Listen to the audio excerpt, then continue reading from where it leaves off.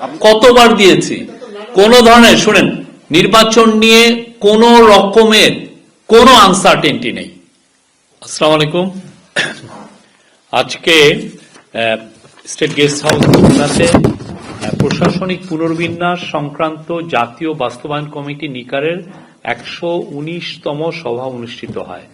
উক্ত সভায় সভাপতিত্ব করেন আমাদের chief adviser professor Muhammad Yunus. উক্ত সভায় মাননীয় ফিনান্স উপদেষ্টা, তারপরে এনার্জি উপদেষ্টা ফজল কবির খান, হেলথ উপদেষ্টা নূরজাহান বেগম, ইন্ডাস্ট্রিজ এলজিআরডি উপদেষ্টা আদিলুর রহমান খান উপস্থিত ছিলেন এবং বেশ কিছু সচিব গিয়েছিলেন, 10 জনের বেশি সচিব উপস্থিত ছিলেন। তো পুরো মিটিংটা, এই মিটিং এ প্রশাসনিক পুনর্বিন্যাস সংক্রান্ত মোট 11টি প্রস্তাব অনুমোদিত হয়েছে। তার মধ্যে আমি একের পর এক বলে যাচ্ছি। সরকারের রাজস্ব আহরণ ব্যবস্থাপনায় স্বচ্ছতা, জবাবদিহি এবং গতিশীলতা বৃদ্ধিকরণের লক্ষ্যে অর্থ মন্ত্রণালয়ের আওতায় রাজস্ব নীতি বিভাগ ও রাজস্ব ব্যবস্থাপনা বিভাগ নামে 2টি প্রশাসনিক বিভাগ গঠনের প্রস্তাব অনুমোদিত হয়েছে। আপনারা জানেন এটা বেশ আগেই এটা নিয়ে ডিসিশন হয়েছিল এবং সেই জন্য অনেক কাজ এগিয়েও গেছে, কিন্তু এখন যেহেতু এটা প্রশাসনিক নিকারের মিটিং, এটা একটা মানে এটা অনুমোদিত হওয়াটা হচ্ছে সরকারি বিধান, তো সেই অনুযায়ী আজকে এটার অনুমোদিত হয়েছে। এবং এনবিআর এর যে বর্তমান চেয়ারম্যান উনি বলেছেন যে এই পুরো 2টা বিভাগ ফাংশনিং শুরু করা ওনারা এক্সপেক্ট করছেন যে এটা ফেব্রুয়ারি মাসে এই 2টা বিভাগ পুরোপুরি কাজ শুরু করবে সেপারেটলি। উল্লেখ্য, এ বিষয়ে ইতিমধ্যে রাজস্ব নীতি ও রাজস্ব ব্যবস্থাপনা অধ্যাদেশ 2025 জারি করা হয়েছে। দ্বিতীয় এজেন্ডা হচ্ছে স্বাস্থ্য সেবা বিভাগ ও স্বাস্থ্য শিক্ষা ও পরিবার কল্যাণ বিভাগ দুটিকে একত্রীকরণের মাধ্যমে স্বাস্থ্য ও পরিবার কল্যাণ মন্ত্রণালয় পুনর্গঠন করার প্রস্তাব অনুমোদিত হয়েছে। এছাড়া মহিলা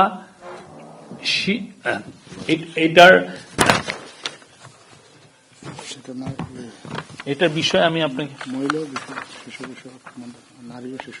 না আমি বলছি।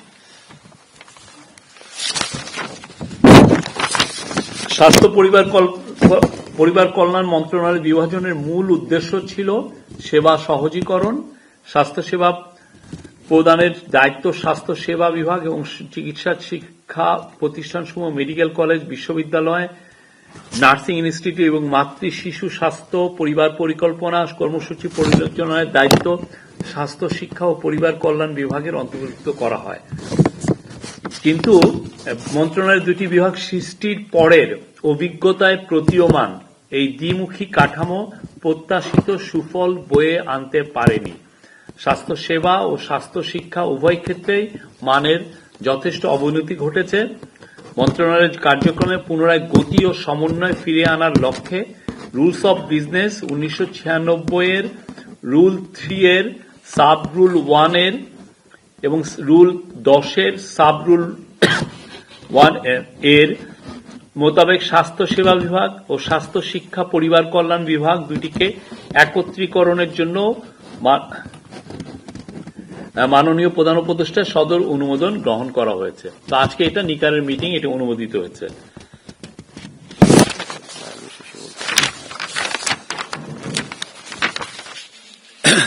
আরেকটা হচ্ছে যে আজকে নারী ও আগে মহিলা ও শিশু বিষয়ক মন্ত্রণালয় ছিল, এটার নাম পরিবর্তন হয়েছে হচ্ছে নারী ও শিশু মন্ত্রণালয়। এটার প্রস্তাবটি অনুমোদিত হয়েছে, তবে এটার ইংরেজি নাম ministry of women and children affairs, এটা অপরিবর্তিত থাকবে। আগে এটার নাম ছিল মহিলা ও শিশু বিষয়ক মন্ত্রণালয়, এখন এটার নাম হচ্ছে নারী ও শিশু মন্ত্রণালয়। আর পরিবেশগত, বৈশ্বিক ঐতিহ্য, পর্যটন এবং অর্থনৈতিক সম্ভাবনার বিবেচনায় সাতক্ষীরা জেলাকে বি ক্যাটাগরির জেলা থেকে এ ক্যাটাগরির জেলায় উন্নীত করার প্রস্তাব অনুমোদিত হয়েছে। বৈঠকে এটাও ডিসকাশন হয়েছে যে সাতক্ষীরা আপনারা জানেন গত স্বৈরাচারের সময়ে সাতক্ষীরার মানুষের উপর ভয়ানক নির্যাতন চালানো হয়েছিল। আর আপনি জানেন সাতক্ষীরাতে সুন্দরবন আছে, সাতক্ষীরার এখন সাথে সাতক্ষীরার ভোমরা বন্দর এখন একটা খুবই গুরুত্বপূর্ণ একটা বন্দর হিসেবে ইমার্জ করেছে এবং সাতক্ষীরা আমাদের মানে দেশের জন্য এইটা একটা খুবই ইম্পর্টেন্ট একটা ডিস্ট্রিক্ট। তো সেটা বিবেচনায় এটাকে এ ক্যাটাগরি ডিস্ট্রিক্ট হিসাবে অনুমোদিত হয়েছে।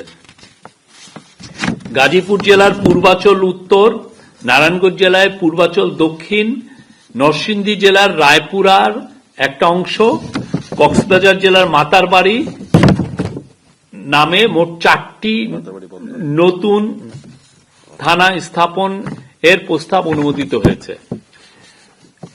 গাজীপুর জেলা এটা হবে পূর্বাচল উত্তর, নারায়ণগঞ্জ জেলার এটা হবে পূর্বাচল দক্ষিণ যেটা রূপগঞ্জের মধ্যে পড়েছে, আর নরসিংদী জেলায় রায়পুরারই দুইটা ভাগ করে আর একটা থানা হচ্ছে।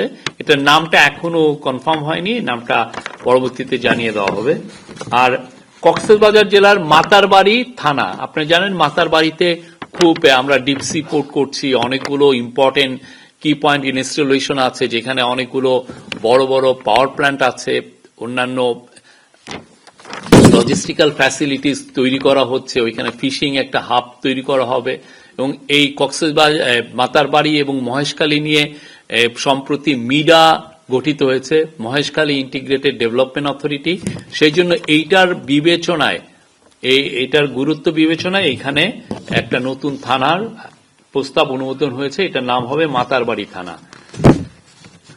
আর গাজীপুরের পূর্বাচল উত্তর বা আর নারায়ণগঞ্জ জেলার পূর্বাচল দক্ষিণে এখন আপনি জানেন পূর্বাচলে নতুন রাজুকে ডেভেলপমেন্ট কাজ হয়েছে, অন্যান্য অনেক প্রাইভেট ডেভেলপাররা অনেক প্লট বিক্রি করেছেন, অনেক ওইখানে ডেভেলপমেন্ট। আমরা আশা করছি যে এখানে খুব দ্রুত এখানে প্রচুর আরো জনগণ এখানে বসতি করবেন। তো সেই জন্য এটা বিবেচনায় এইখানে এই দুইটা নতুন থানা গঠন করা হয়েছে। আর ঠাকুরগাঁ জেলায় ভুল্লি থানার নামের বানান সংশোধন করে ভুল্লি প্রতিস্থাপন করার প্রস্তাব অনুমোদিত হয়েছে। হচ্ছে যে আগেরটা হচ্ছে রস্যুকার ছিল ভুল্লি আগেরটার, এখন যেটা হবে দীর্ঘকার ভুল্লি। এই ছিল। আর আজকে এছাড়াও মিটিং এ বেশ কিছু বিষয়ে আলোচনা হয়েছে, সেটাও একটা হচ্ছে যে ঢাকা মেট্রোপলিটন পুলিশ আপনি জানেন এখন 50টি থানা তাদের আন্ডারে, এটা একটা বিশাল কর্মযজ্ঞ।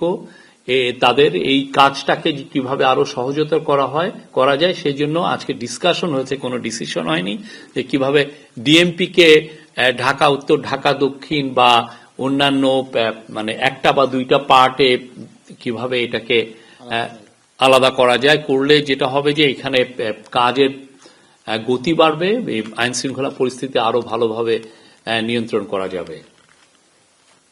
আর চিফ অ্যাডভাইজার আজকের মিটিং এ আবার নির্বাচনের কথা বলেছেন এবং নির্বাচনের আগে উনি অস্ত্র উদ্ধারের উপর জোর দিয়েছেন। উনি বলেছেন যে লুট করা অস্ত্র যে করেই হোক ইলেকশনের আগে যত দ্রুত পারা যায় এগুলোকে উদ্ধার করতে হবে। এই ছিল আজকের মিটিং এর বিষয়। আর একটা সিসিটিভি নিয়েও আলোচনা হয়েছে, তো এই বিষয়ে আমাদের deputy press secretary Azad Majumdar কথা বলবেন। ও আরেকটা দুইটা বিষয়, জুলাই গণ অভ্যুত্থান অধিদপ্তর গঠনের এটা ভূতাপক্ষ অনুমোদন হয়েছে। আপনারা জানেন জুলাই যে গণ অভ্যুত্থান হলো সেই বিষয়ে অলরেডি একটা অধিদপ্তর হয়েছে মুক্তিযোদ্ধা মন্ত্রণালয়ে, সেটা আছে ভূতাপক্ষে অনুমোদন হয়েছে। আর জননিরাপত্তা বিভাগ ও সুরক্ষা বিভাগ দুটিকে একত্রীকরণের মাধ্যমে স্বরাষ্ট্র মন্ত্রণালয়ের পুনর্গঠনের বিষয়টিও ভূতাপক্ষ অনুমোদন হয়েছে। আপনি জানেন আগের গভর্নমেন্ট স্বরাষ্ট্র মন্ত্রণালয়কে দুইটা ভাগে ভাগ করেছিলেন, একটা জননিরাপত্তা বিভাগ ও সুরক্ষা বিভাগ, এই দুইটাকেও এক করে এই স্বরাষ্ট্র মন্ত্রণালয়ে রাখা হয়েছে। আর বাকিটা আমাদের ডিপিএস বলবেন।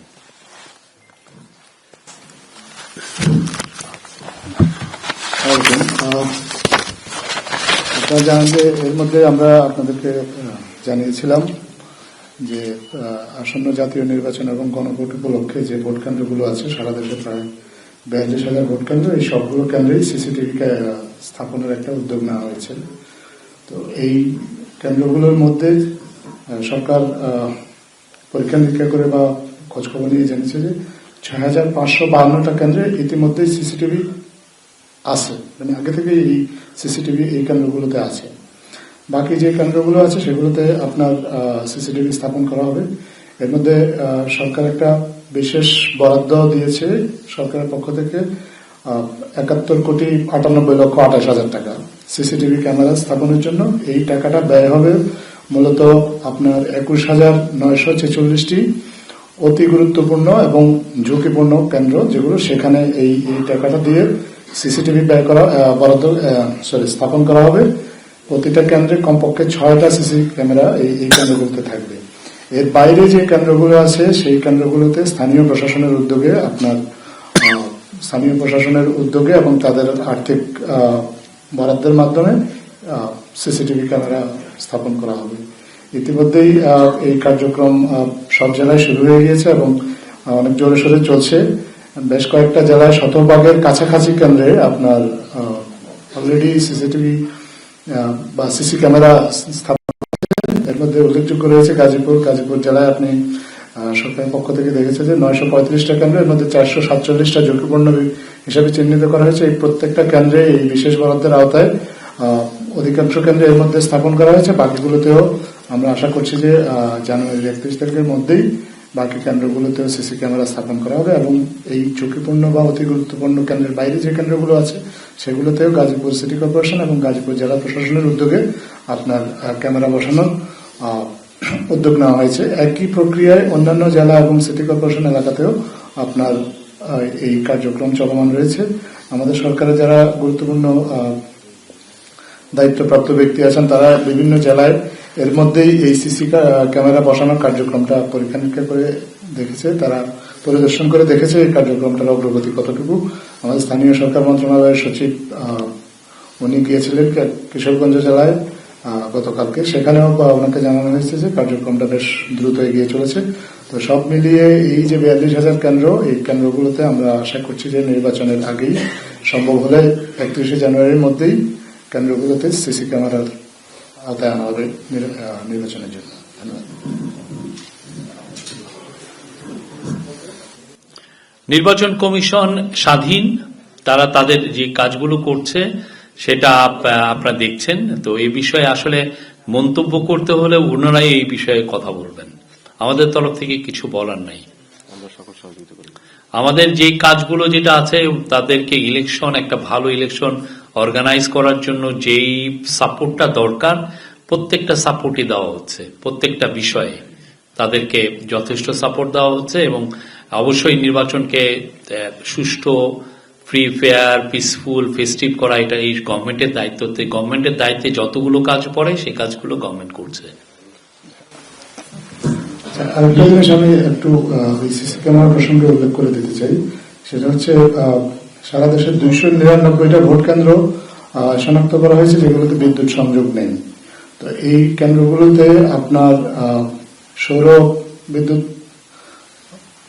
সরবরাহ করার উদ্যোগ নেওয়া হয়েছে এবং স্থানীয় প্রশাসনকে নির্দেশ দেওয়া হয়েছে প্রয়োজনে জেনারেটরের মাধ্যমে হলেও এই কেন্দ্রগুলোতে অন্তত ভোটের দিন যেন বিদ্যুৎ সরবরাহ নিশ্চিত করা যায়।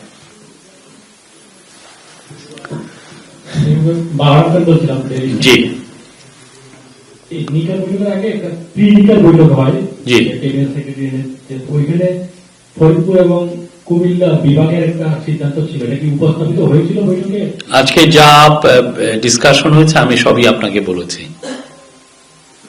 আচ্ছা, আর থানার বিষয়টা কি ওই নারায়ণগঞ্জ টোটাল 4টা নাকি একটা মাতাবাড়ি সহ 5টা? 4টা, টোটাল 4টা। ওকে, থ্যাংক ইউ।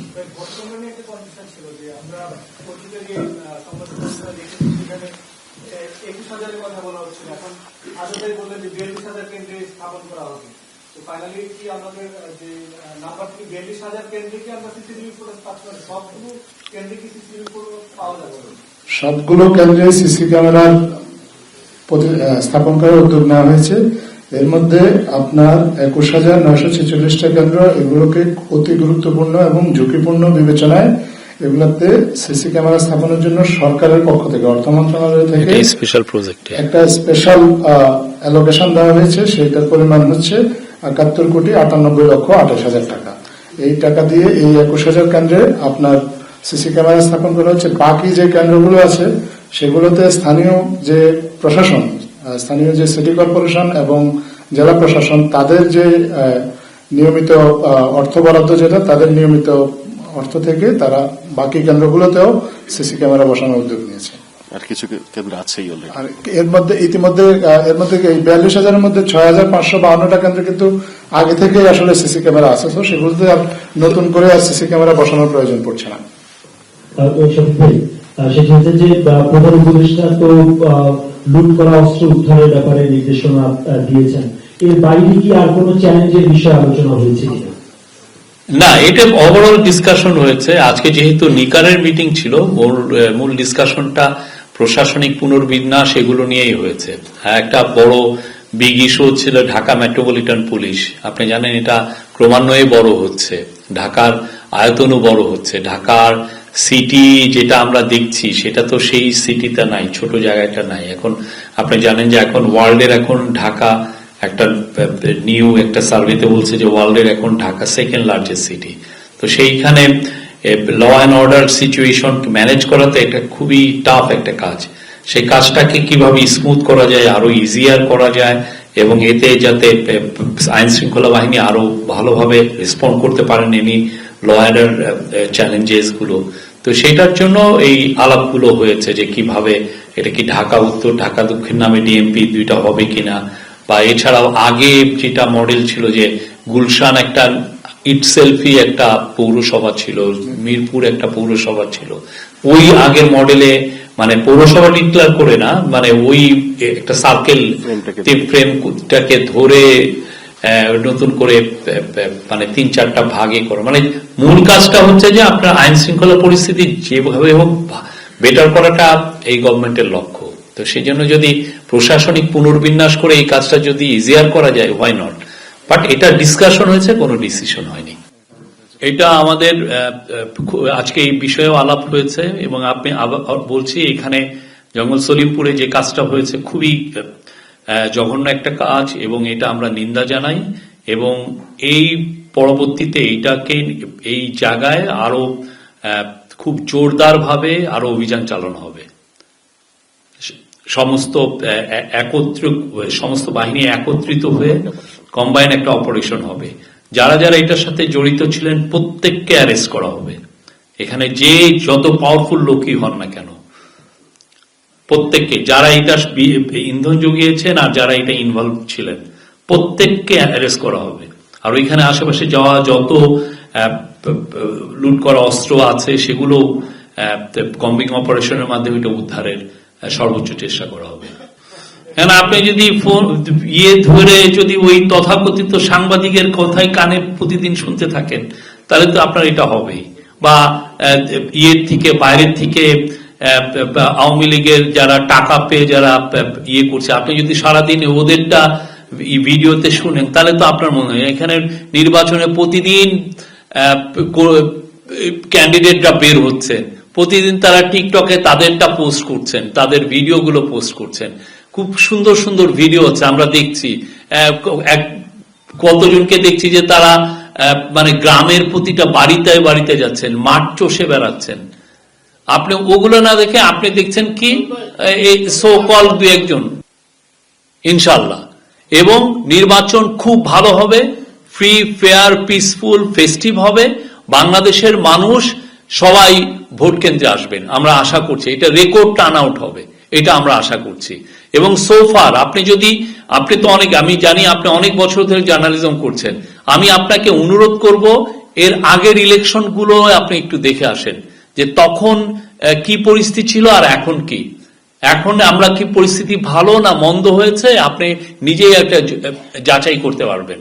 আমরা মনে করি পরিস্থিতি যথেষ্ট ভালো, 2-1টা আইসোলেটেড ঘটনা ঘটছে, বাট নির্বাচন খুব ভালো। আপনি আর মাত্র কত, আজকের পরে মাত্র 22 দিন আছে, এবং সেটার জন্য যথেষ্ট প্রিপারেশন হচ্ছে। সিসিটিভির বিষয়টা আজকে আমরা আপনাদেরকে পুরো আপডেটটা দিলাম। তারপরে বডি অন ক্যামেরার বিষয়ই হচ্ছে। কালকে আমাদের হোম অ্যাডভাইজার গতকাল বলেছেন যে 9 লক্ষ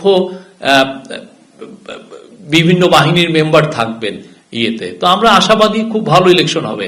আর পলিটিক্যাল পার্টিগুলো দেখে গেছেন অনেক কনস্ট্রাকটিভ ডায়ালগ করছেন, অনেক ধরনের কথাবার্তা বলছেন যেগুলো নির্বাচনের জন্য ইতিবাচক। কিন্তু তারপর আমরা দেখছি 2-1 ফেসবুকে বা ইউটিউবে এসে বিভ্রান্তি ছড়ানোর চেষ্টা করেছেন এবং আমরা তাদের পাসটা জানি, তাদের অনেকের যে পিছনটা আমরা জানি, তারা 15.5 বছর কি পরিমাণ দালালি করেছেন এটা আমাদের খুব ভালো মতো জানা আছে। তো আমরা এটা তো অবাক হচ্ছি না, সবার everyone is free to speak, তারাও কথা বলছেন। বাট আমরা আবারও আপনাকে বলছি নির্বাচন 12ই ফেব্রুয়ারি হবে, একদিন আগেও না একদিন পরেও না, এবং খুব সুন্দরভাবে হবে। আমি একটা জিনিস একটু অ্যাড করতে চাই শরীফের সাথে। নির্বাচন হবে না এরকম বা সংশয় যারা উৎপাদন করে বা এরকম বক্তব্য যারা দিচ্ছে, আপনাদের কাছে আমাদের রিকোয়েস্ট, তাদেরকে জিজ্ঞেস করবেন দয়া করে যে নির্বাচন হবে না এটার পেছনে তাদের যুক্তিটা কি। তারা যদি কোনো যুক্তি উপস্থাপন করতে না পারে, যে কোনো লজিক্যাল কোনো কিছু যদি আপনাদেরকে বলতে না পারে যে এই কারণে তারা মনে করছে যে নির্বাচন হবে না, তাহলে ধরে নিতে হবে যে তারা একটা গণতন্ত্র বিরোধী এবং নির্বাচন বিরোধী প্রপাগান্ডার পার্ট। এই একটা পার্ট তো আছে, আরেকটা যখন নাকি আমরা এনসিপি নেতাদের মুখ থেকে শুনতে পাই যে ঠিকমতো আপনারা আমরা তো বললাম যে আপনারা যাদের কাছে নির্বাচন হবে না, নির্বাচন নিয়ে সংশয় যারাই প্রকাশ করবে, আমরা তো আমাদের পার্টটা প্রতিদিনই ক্লিয়ার করছি যে নির্বাচন হবে এবং নির্বাচনের প্রস্তুতি আমরা প্রতিদিন আপনাদেরকে জানাচ্ছি। এখন নির্বাচন হবে না এরকম কথা যারা বলছে, এটা আসলে তাদেরকে আপনাদের জিজ্ঞেস করতে হবে যে তারা কোন গ্রাউন্ডে, কোন লজিকের ভিত্তিতে নির্বাচন হবে না বলছেন। তারা যদি কোনো গ্রাউন্ড এবং লজিক আপনাদের কাছে স্পষ্ট না করতে পারে, তাহলে মনে করবেন যে এটা তাদের আসলে মস্তিষ্ক প্রসূত কল্পনা, অথবা তারা এক ধরনের প্রপাগান্ডার পার্ট।